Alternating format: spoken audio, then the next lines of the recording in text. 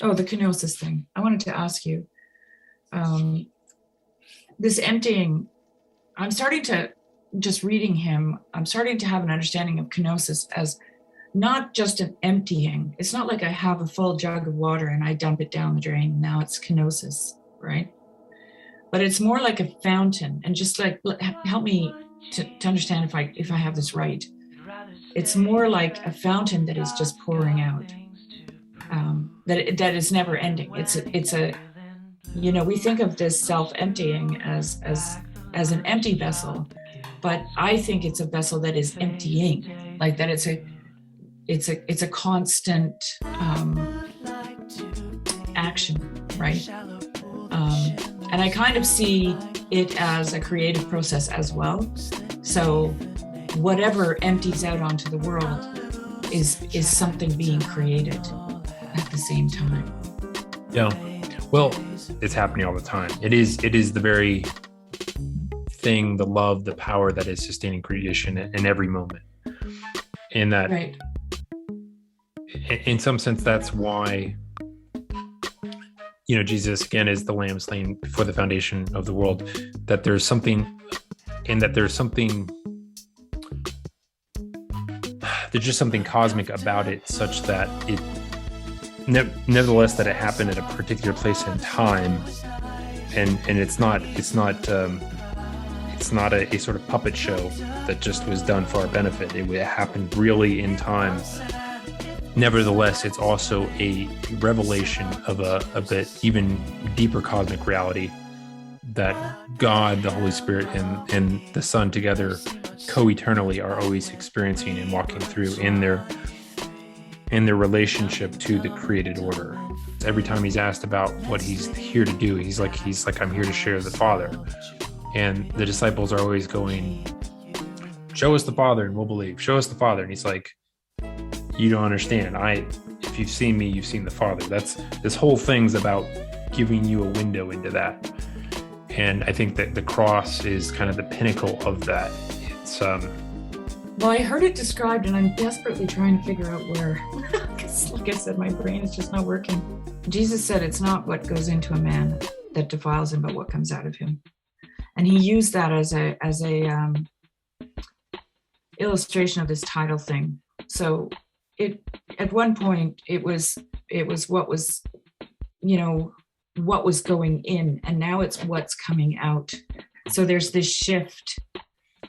And this shift is this metanoia. It's the evolution of consciousness too, right? Because that's where it was from. It was Barfield that said this. Because it's saving the appearances, right? Before it's the outward in, right? Like this ancient man is so formed by his outside. It's yes. Kind of like, Thank you. That's why all these, things like love and war and all these things are conceived of as the gods, because they're kind of things that feel like they're not perceived internally. They're perceived externally as kind of controlling the fates, pulling the strings of them. Right. And then, there's something happens ontologically in terms of where now the individual, and you can see this just in the course historically, how these ideas of self-consciousness come into play, much further down the line. And it's the thing to me about all this stuff with Barfield and the evolution of consciousness that's so interesting to me, like I still don't know how to kind of thread, is moving out from the community and the individual having a real voice. It maximizes the contributions of the individual. Like our concepts today of like the genius and like people like Einstein and Newton and other people that were like make these kind of quote unquote genius discoveries, that wasn't possible really in those ancient times, right? The individual couldn't come out with this unique perspective that now benefits everybody. So that was like the beneficial side, I would say. But the negative side is that this process of individuation just swings to like some maximal place where in the 20th century it leads to like a complete,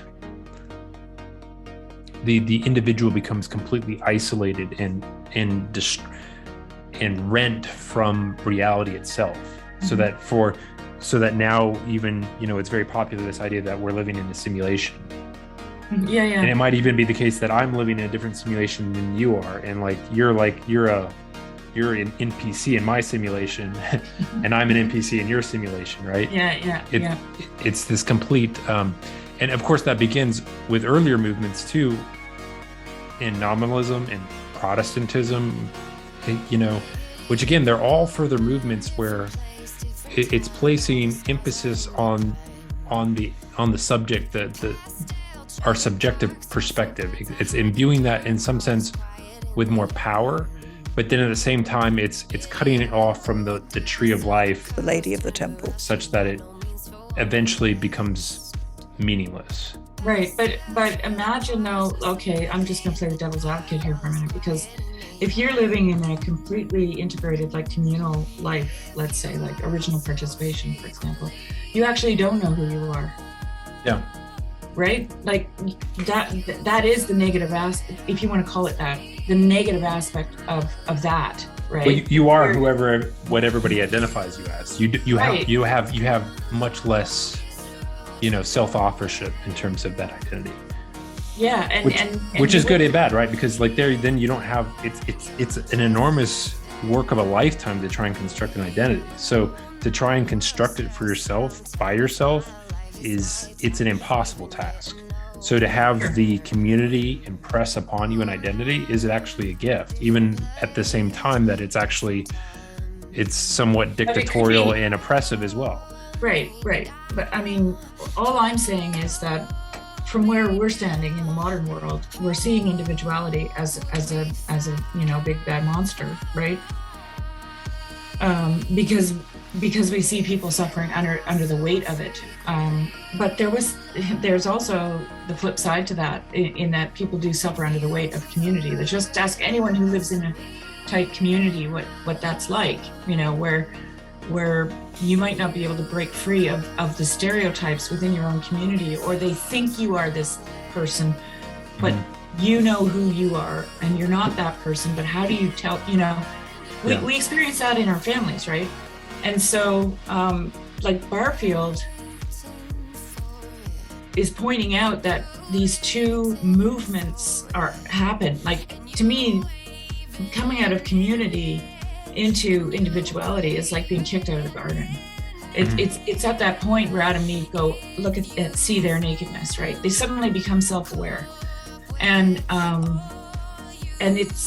according to the first quote that I read here from Bulgakov, he says, in other words, in the incarnation and in the divine humanity, there must be room for death. So this process is the process through which we die, I think, right? And then the two things, the community and the individual, the unity and the multiplicity, right? The one and the many can be integrated properly. And it's through death. It's through death that happens.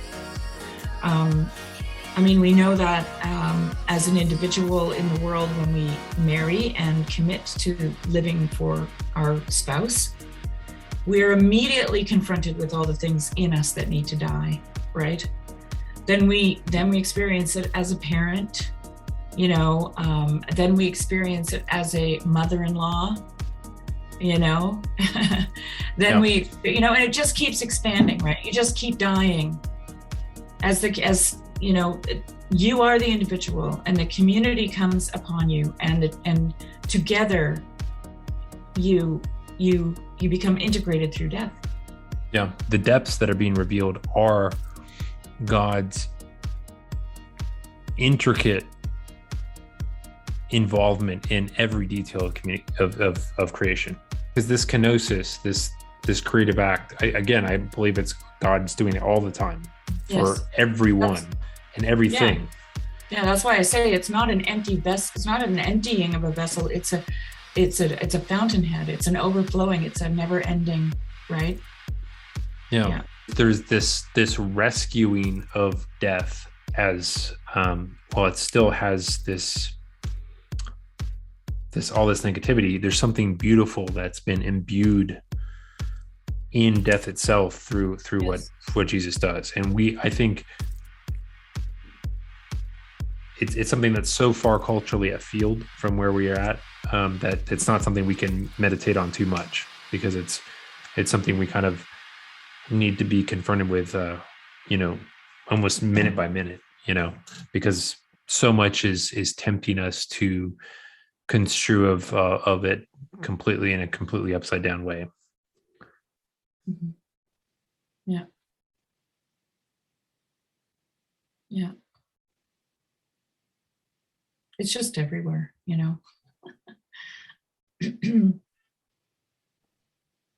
If you eat of the fruit, you will surely see death,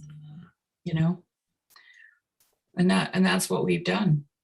And of course, we don't want to see it, so we put it as far away from us as we possibly can.